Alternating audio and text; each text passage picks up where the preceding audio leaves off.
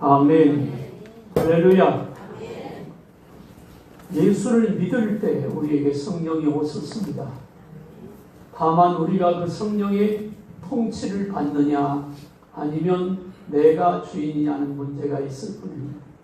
오늘도 하나님의 말씀과 은혜를 통해서 하나님 나라가 우리 안에 회복되기를 주님의 이름으로 축원합니다. 우리 옆에 분들 손을 한번 꼭 좀 잡으세요. 그리고 사랑의 마음을 듬뿍 담아서 한번 축복하겠습니다. 집사님은 다시 한번 집사님은 하나님이 기뻐하시는 하나님의 백성이고 하나님의 자녀입니다. 하나님께서 눈동자처럼 지키시고 세심한 부분까지 섭리하시고 인도하실 것입니다. 오늘도 은혜 받읍시다. 사랑하고 축복합니다. 할렐루야. 지구상의 전쟁의 공포가 드리워졌습니다. 이스라엘과 이란이 전쟁이 나고 서로 사람을 죽이는 폭격을 통해서 자칫하면 3차 세계대전이 일어나지 않는가에 대한 공포가 휩싸이게 됩니다. 이란은 중국과도 연결이 되어 있다고 하고, 그래서 아마 중국에서 무기를 보급하는 것으로 보이기도 합니다. 트럼프 마음이 어떻게 움직일지 도대체 알 수가 없는 상황에서 참 불안한 때를 우리는 살고 있습니다. 자칫하면 그 전쟁의 영향력으로 우리나라도 어려움이 있을 수 있다는 말들도 나옵니다. 이미 경제적인 부분에는 여러 가지 타격이 생겼고, 지금 가뜩이나 어려운 우리나라 경제에 더 어려움이 올 수도 있는 그런 시대입니다. 저는 오늘 하나님의 말씀을 한번 따라합시다. 하나님은 내 편이시라. 아멘. 이 말씀을 통해서 하나님이 어떻게 우리와 함께 하셔서 내 편이 되시는가. 그리고 여러분 모두가 다 내가 하나님 편에 서고 하나님이 내 편에 서셔서 우리를 지키시고 이 나라를 지키고 또 이 지구를 지키는 하나님의 은혜가 임할 수 있기를 주님의 이름으로 축복합니다. 사람들은 살아가면서 통상 세상의 사람들은 자기 편을 만들려고 애를 씁니다. 어떤 사람이 내 편 되면 내게 도움이 될까? 그것이 확연히 드러나는 것이 정치판입니다. 실력이 있고 능력이 있고 어떤 말발이 있고 머리가 잘 돌아가는 사람, 그 사람을 내 편에 앉히려고 하죠. 큰 도움이 되기 때문에 그렇습니다. 그런데 그게 심하다 보니까 대한민국이 네 편, 내 편 두 쪽이나 모였습니다. 나라는 두 쪽이 나면 곤란하죠. 그럼에도 불구하고 정치가 살아있는 한은 네 편, 내 편이 계속될 것입니다. 그런데 이 네 편, 내 편 가르는 이 모습이 오늘날의 교회 안에도 들어와 있습니다. 여러분, 교회 안에는 목사님 편도 없고 장로님 편도 없습니다. 있나 본데요. 아무나 하는 겁니다.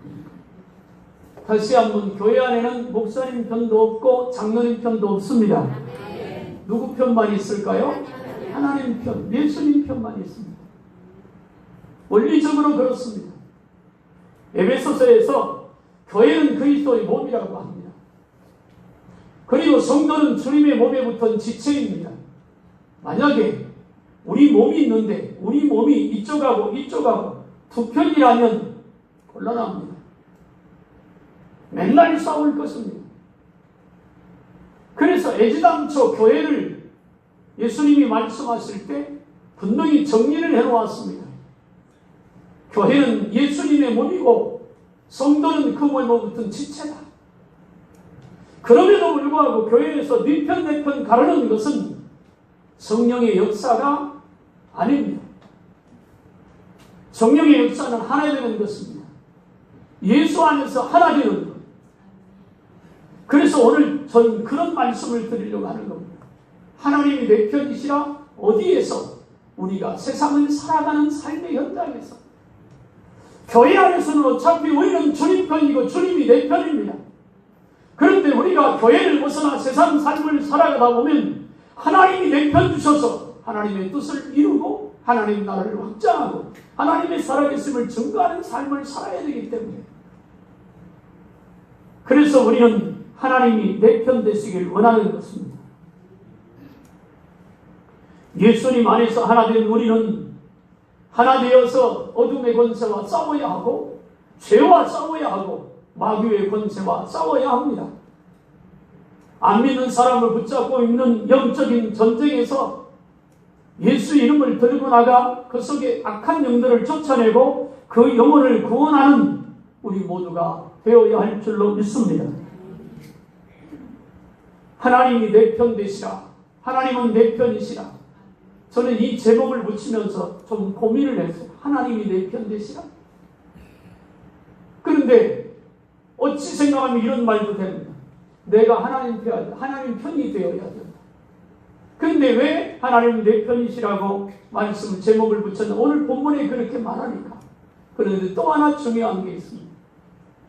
내가 하나님 편이 되어야 얼마나 하나님에게 편이 되겠습니까? 우리는 부족하고 연약한데, 우리는 다만 하나님의 은혜로 사는 것이고 하나님의 말씀에 아멘하서 순종하고 사는 것입니다.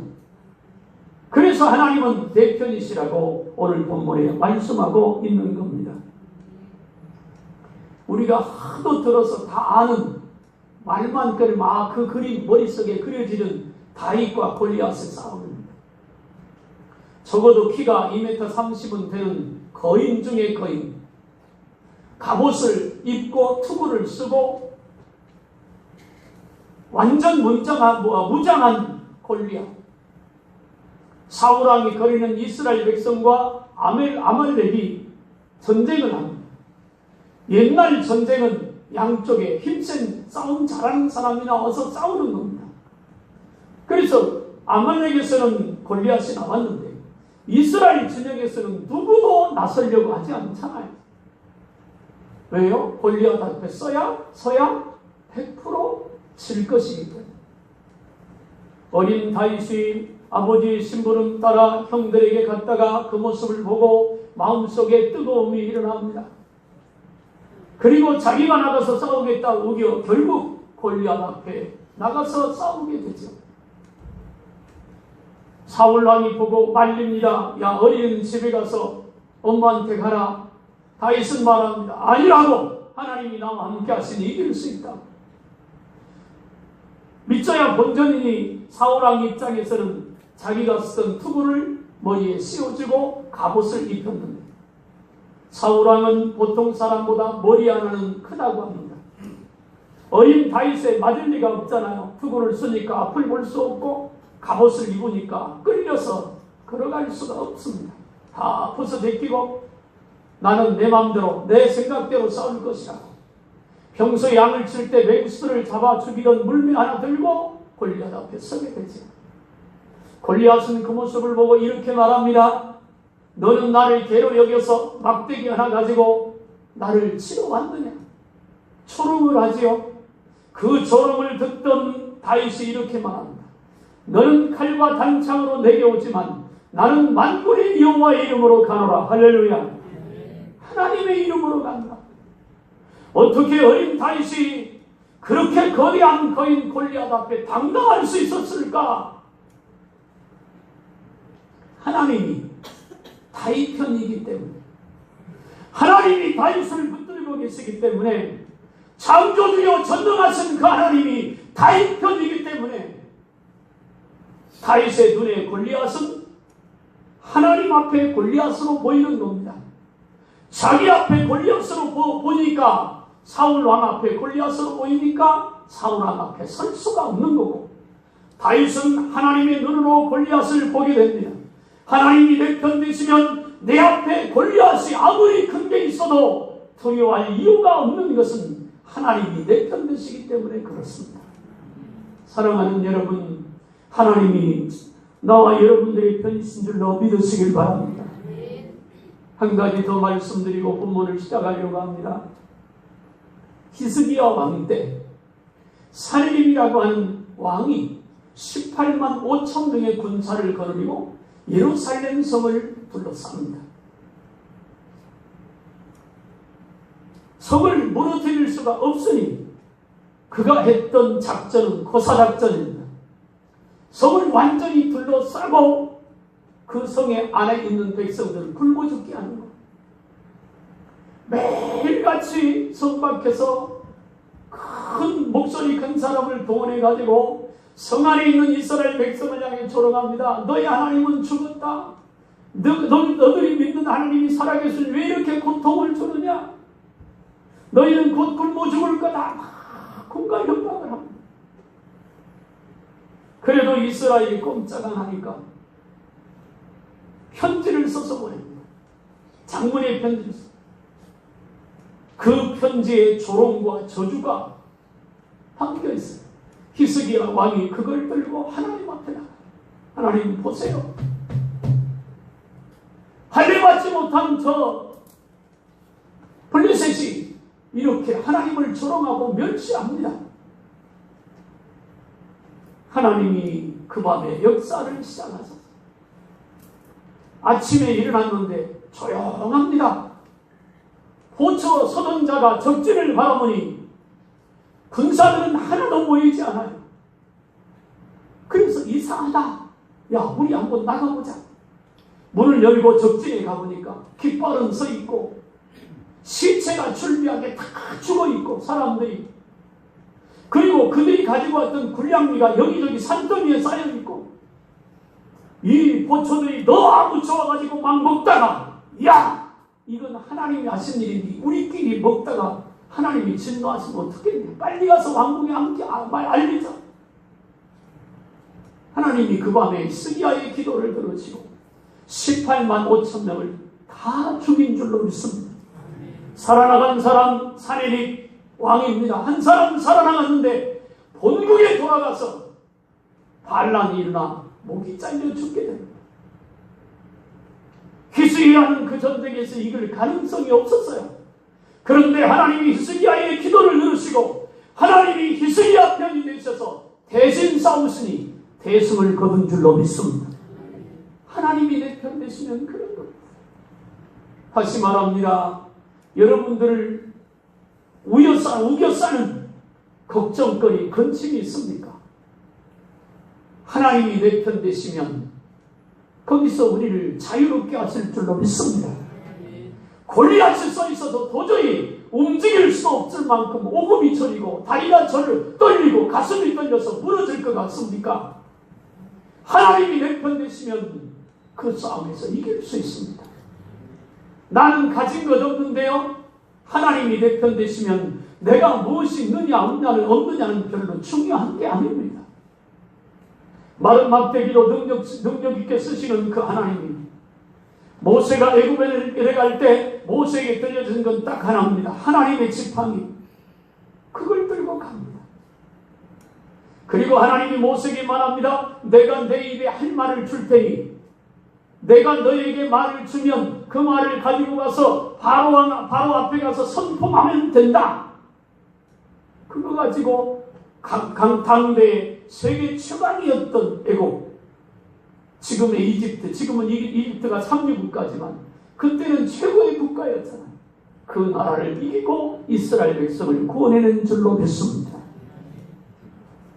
그러면 하나님은 누구의 편일까요?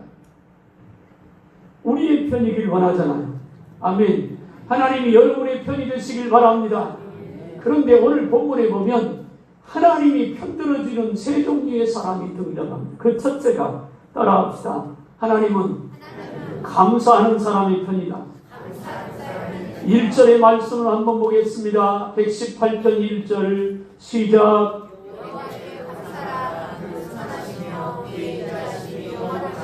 6절을 또 보겠습니다. 시작.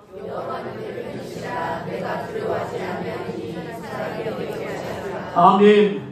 첫 번째 말씀드리고 싶은 것은 하나님께 감사하는 자의 편입니다. 먼저 저 보세요.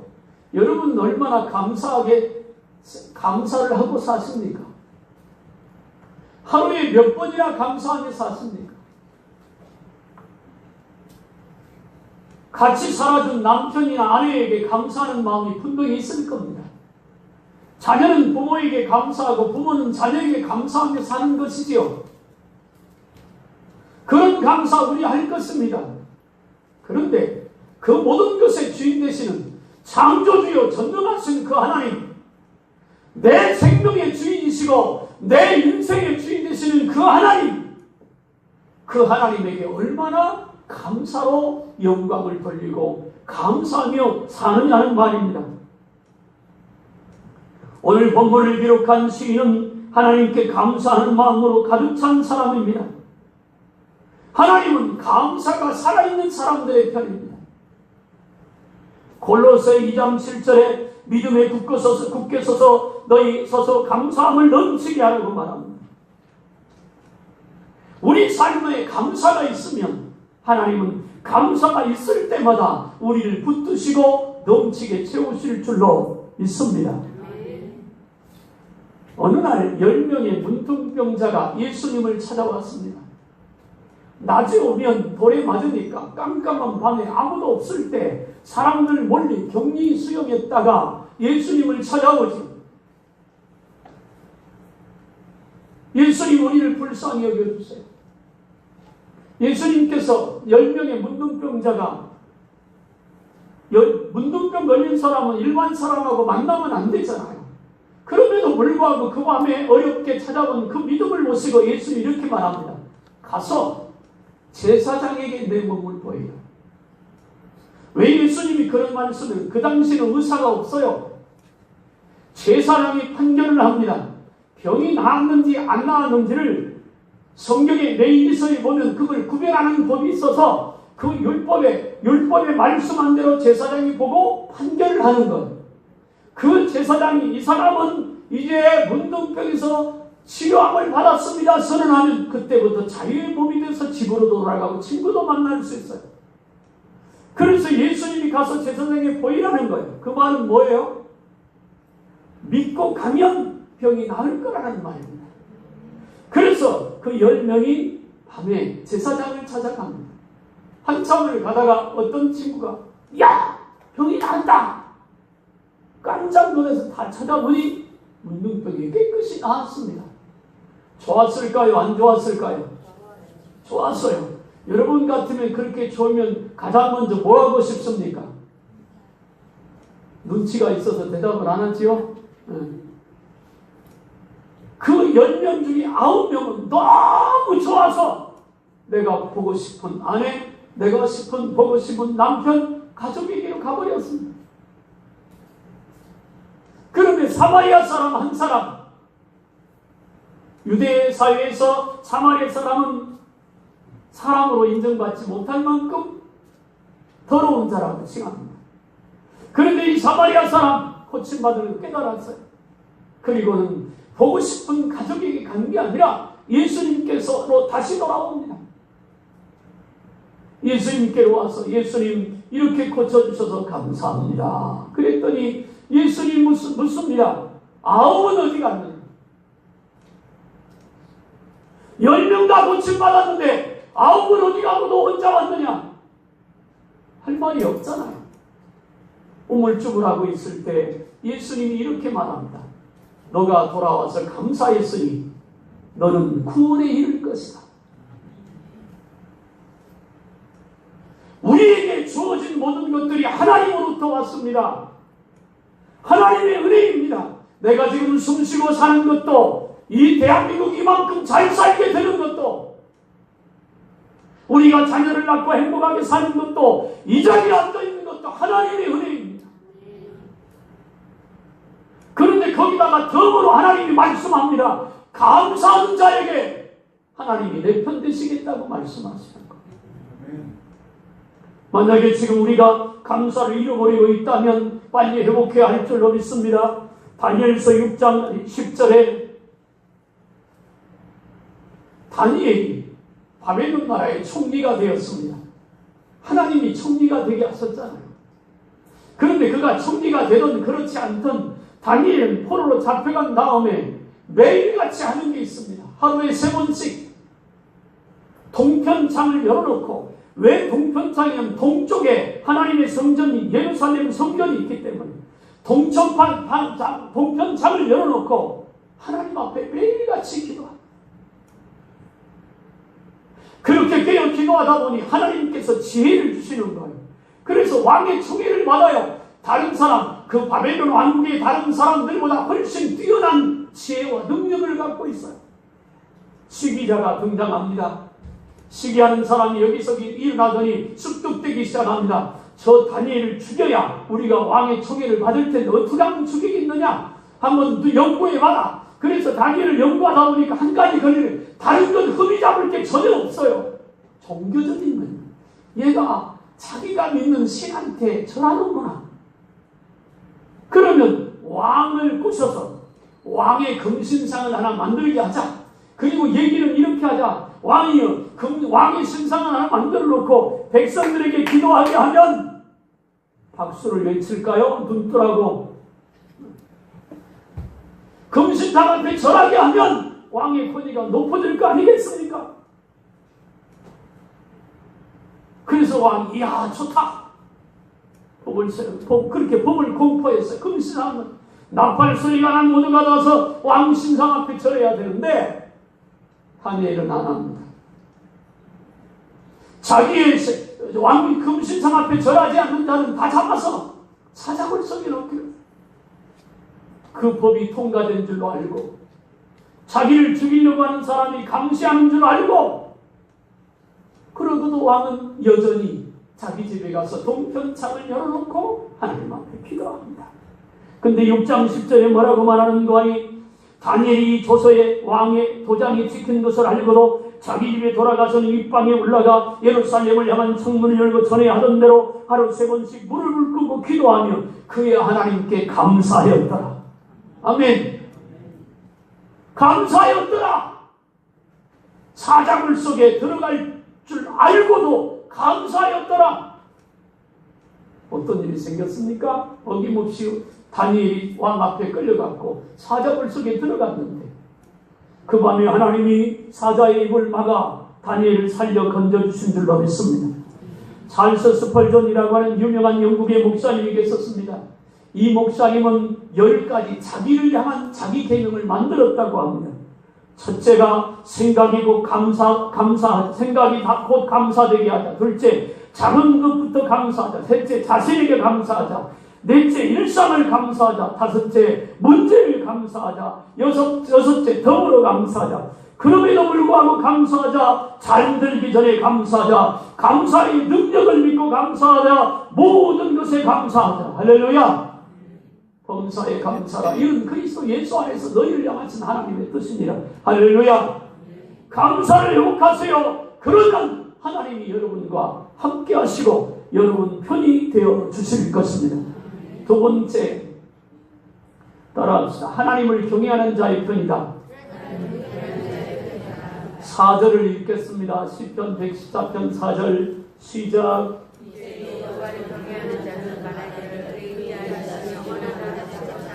아멘. 세상에는 두 종류가 있답니다. 한 종류는 하나님을 경외하는 자입니다. 한 종류는 하나님을 멸시하는 자입니다. 하나님을 멸시하는 자는 하나님이 있다는 것을 인정하지 않습니다. 무시합니다. 믿는 자들을 조롱하고 예수님을 조롱합니다. 하나님은 누구 편이시겠습니까? 하나님을 경외하고 높이는 자의 편이 되어주신다고 오늘 본문에서 말씀하고 있습니다. 성경에 복받은 사람들이 많이 있습니다. 오늘 새벽에 봤던 아브라함이나 모세나 다윗이나 사무엘, 이사야, 다니엘, 그리고 새 친구 사도 바울, 이 사람들의 이 하나님의 복을 받고 하나님이 능력 있게 쓰셨던, 권세 있게 쓰셨던 그 사람들의 공통점은 하나님을 경외하는 사람이었습니다. 하나님을 경외하는 사람들을 하나님이 능력 있게 붙들고 쓰셨습니다. 하나님이 그들의 편이 되셔서 그들을 인도하시고 그들을 역사하신 줄로 믿습니다. 그러면 하나님을 경외한다는 무슨 말이냐? 먼저 따라합시다. 하나님을 경외하는 것은 하나님을 인정하는 믿음을 말하는데, 아멘. 그냥 쉽게 얘기합시다. 내가 여기까지 온 것도 하나님의 은혜지. 그게 하나님을 인정하는 것. 내일 또 하나님이 나와 함께 하실 거야. 하나님을 인정하는 것. 어떤 일이 잘 될 때 하나님이 이루셨어. 하나님을 높이는 것입니다. 어떤 일이 어려울 때도 괜찮아. 하나님의 때가 되면 이 일이 회복될 거야. 하나님을 인정하는 겁니다. 믿음으로 하나님을 그렇게 인정하는 것이 경외하는 것의 첫 번째입니다. 두 번째, 하나님을 경외하는 것의 두 번째는 뭐냐면 하나님을 찬양하고 높이는 것입니다. 쉽게 말하면 예배입니다. 오늘 우리가 예배를 드리는 것은 하나님을 인정하기 때문에, 하나님께서 여기 오셔서 예배를 받으실 줄로 믿기 때문에 사람들의 모임이 아닌 거예요. 예수님이 그랬습니다. 두세 사람이 주의 이름으로 모이는 그곳에 내가 함께하리라. 아멘. 하나님이 함께하십니다. 그게 예배 시간이에요. 그러니까 예배 시간은 뭘 받는 시간이 아니라 예배 시간은 여기 오신 그 주님을 찬양하고 높이는 시간입니다. 주고 안 주고는 누가 결정할까요? 영광을 받으시는 하나님이 결정하는 거예요. 그러니 하나님께 받으실 만한 예배를 드리면, 다른 말로 하나님을 인정하고 믿음으로 그분을 찬양하고 그분을 높이면, 예수님을 자랑하면, 예수님을 높이면 그 시간에 오신 주님이 우리에게 은혜도 주시고 복도 주시고 병도 고치시고 묶인 것도 풀려주게 하실 줄로 믿습니다. 그래서 하나님을 경외하는 자들의 편인 겁니다. 속상하고 힘드십니까? 하나님을 찬양하고 높이세요. 하나님을 입으로 고백하세요. 그러면 하나님이 여러분 편 되셔서 여러분의 부족함을 채우고 여러분의 연약함을 강하게 하시고 붙들어 주시고 여러분을 통해 하나님의 살아계심을 증거할 줄로 믿습니다. 세 번째는 한번 따라합시다.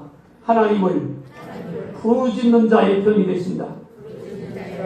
5절을 한번 읽어보겠습니다. 5절 시작.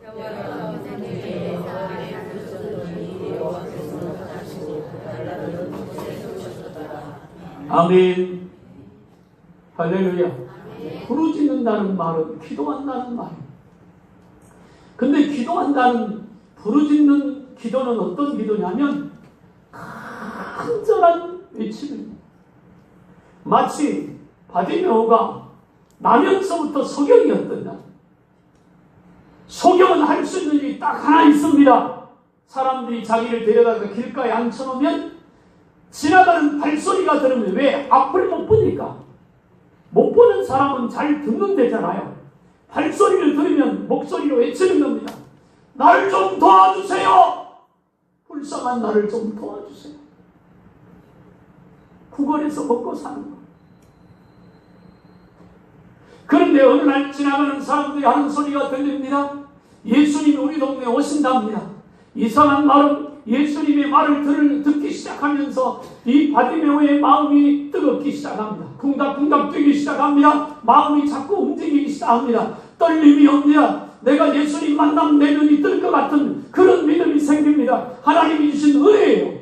여러분, 여러분, 내가 오늘 예배할 때 하나님 만날 것 같은 떨림이 여러분 속에 있기를 바랍니다. 그건 하나님의 은혜예요. 사모하는 마음이 있을 때 그런 은혜가 옵니다. 사람들이 더 많아집니다. 웅성웅성 예수님 오신다, 예수님 오신다. 뛰어가고 싶은데 뛰어갈 수가 없고, 걸어가고 싶은데 걸어갈 수도 없고. 그래서 하는 방법은 하나밖에 없잖아요. 목소리입니다. 외치기 시작합니다. 다윗의 자손 예수여 나를 불쌍히 여기소서. 다윗의 자손 예수여 나를 불쌍히 여기소서. 외치고 고함을 치니까 지나가던 사람들이 막 뭐라고 합니다. 야, 좀 시끄러, 조용히 좀 해. 그런데 이 뜨거운 가슴이 가만히 있을 수 없죠. 왜? 인생의 처음이자 마지막일지도 모르는 내 인생을 완전히 바꿀 수 있는 능력을 가지신 그분이 여기 오시는데 잠잠할 수가 있습니까? 그래서 목이 터져라고 외칩니다. 예수님이 지나가다가 바디메오 목소리를 듣고 발걸음을 멈춘 제자들에게 말, 가서 데리고 오라. 제자가 와서 바디메오에게 말합니다. 예수님이 너를 부르신다. 겉옷을 버려두고 예수님이 갑니다. 겉옷을 버려뒀다는 말은 의미가 있습니다. 내가 다시는 이 길거리에 앉아서 거지 생활은 이제 끝났다. 왜? 예수님이 나를 고쳐주실 것이기 때문에. 하나님이 그런 믿음을 주셔서 그렇게 외쳤으니까. 예수님이 바디메오를 향해서 묻습니다. 내가 무엇 해주기를 원하느냐? 여러분들에게도 그렇게 물으시는 주님의 음성이 들려오길 바랍니다. 내가 너에게 무엇 해주기를 원하느냐? 바디메오가 그 말이 떨어지자 말했습니다. 예수님 보기를 원하나이다. 바디메오가 예수님 보기를 원하나이다. 그 말이 떨어지자 예수님이 곧바로 말합니다. 내 믿음대로 될지어다. 할렐루야. 그 순간 눈이 떠져서 인생을 바꿨잖아요.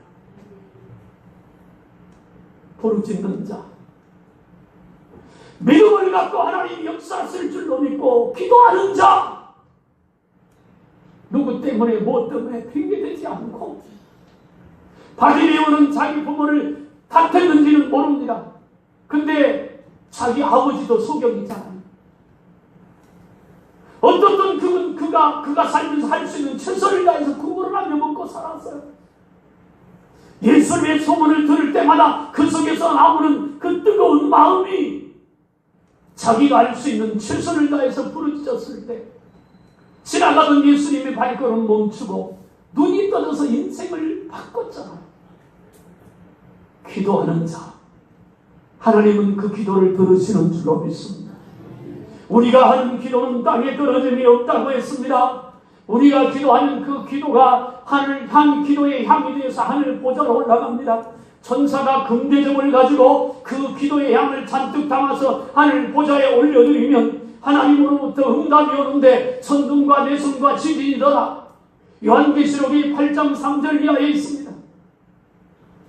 하나님은 우리 기도를 들으세요. 응답하세요. 부르짖길 바랍니다. 그런 하나님이 내 편 되셔서 오셔서 나의 연약함을 고치시고 나의 부족함을 채우시고 나를 붙드시고 역사하시고 축복하실 줄로 믿습니다. 출애굽기 17장 8절부터 보면 광야 40년을 걸어가는 이스라엘 백성들이 느비딤에서 아말렉과 전쟁을 합니다. 제가 가봤습니다. 느비딤 골짜기예요. 양옆에가 깎아지는 절벽입니다. 바위로 된 산이에요.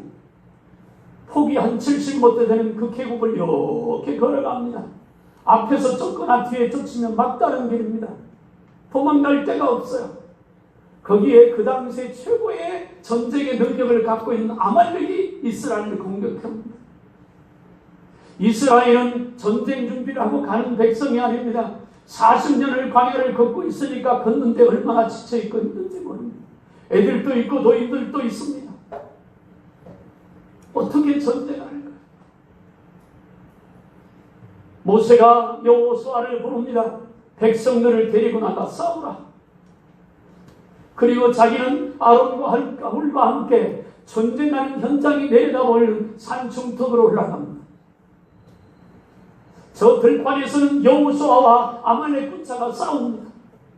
모세가 전쟁을 내려다보고 손을 들고 기도합니다. 하나님, 우리 편 되셔서 이 전쟁에서 이기게 하옵소서. 모세가 손을 들고 기도하면 이스라엘 백성이 이깁니다. 그런데 이때 모세의 나이가 거의 90대였을 때니까 이 손이 피곤해서 내려오니 여호수아가 전쟁에서 밀립니다. 모세가 또 손을 들면 이스라엘이 이깁니다. 기도의 손입니다. 내려오면 또 밀리죠. 아론이 옆에 딱 그 모습을 보고 90된 모세를 돌 의자를 만들어 앉히고 양옆에서 오른쪽과 왼손에서 아론과 우리 두 손을 받쳐주니 종일토록 모세의 손이 내려오지 않으니 하나님께서 그 전쟁을 아말렉을 물리치고 이기게 하신 줄로 믿습니다. 그때 나온 말이 있습니다. 여호와 니시, 승리케 하시는 하나님. 우리 하나님은 우리의 기도에 여호와 니시 하십니다. 승리케 하시는 하나님입니다. 기도하는 자의 편이 되셔서 우리를 돕고 인도하시는 거예요. 여러분, 어려우십니까? 힘드십니까? 옛날에 어떤 그런 그림이 하나 있습니다. 스케치한 그림이었는데 사방이 다 막혀있는 어느 방 안에 어떤 사람이 앉아 있습니다. 고개를 푹 수그리고 한숨을 쉬고 앉았습니다. 어찌할 수 없어서 그러면서 그 순간 번쩍 고개를 들고 보니까 하늘이 열렸습니다. 맞다, 하늘은 열렸지. 앞길은 막히고 뒤로 도망갈 길도 막히고 옆길도 막혔지만 하늘을 열렸잖아. 하나님이 계시잖아. 그렇습니다. 돈으로도 안 되고 머리로도 안 되고 힘으로도 능력으로도 안 되십니까? 하늘은 열렸어요. 하나님께 나아가는 길은 열렸습니다. 하나님께 부르짖어 기도하면 하나님이 능력으로 임재하셔서 고치고 치유하시고 해결하고 역사하실 줄로 믿습니다. 말씀을 마치려고 합니다. 내 부족함과 관계없이, 내 모자람이나 연약함과 관계없이 하나님이 내 편 되시면 승리하게 될 것입니다. 하나님이 내 편 되시면 하나님이 나를 지키실 것이고, 하나님이 내 편 되시면 하나님이 나를 되게 하실 겁니다. 어제까지 계속 안 됐더라도 오늘부터 하나님이 내 편 되시면 되도록 인도하실 거예요. 그게 복이지 않습니까? 내가 일하면 실패하지만 하나님이 일하시면 실패하지 않습니다. 그래서 예레미야 33장 2절에 낙심하는 여호수아 예레미야를 향해서 하나님이 말했습니다. 일을 행하는 여호와, 그것을 위하여 성취하는 여호와가 이제 말씀하시느니라. 할렐루야. 하나님은 일하시는 분이라고 합니다. 하나님의 말씀을 이루시는 분이라고 해요.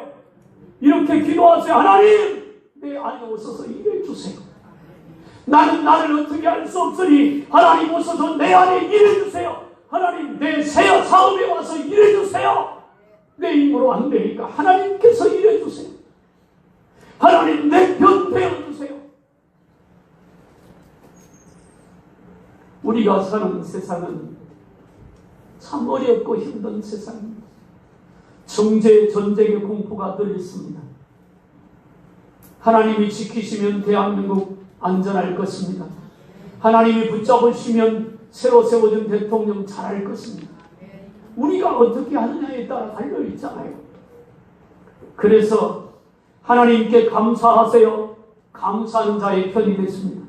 하나님을 경외하고 하나님을 인정하며 예배하세요. 그러면 하나님이 여러분 편이 되실 것입니다. 하나님께 부르짖어 기도하세요. 하나님 내 편 되실 것입니다.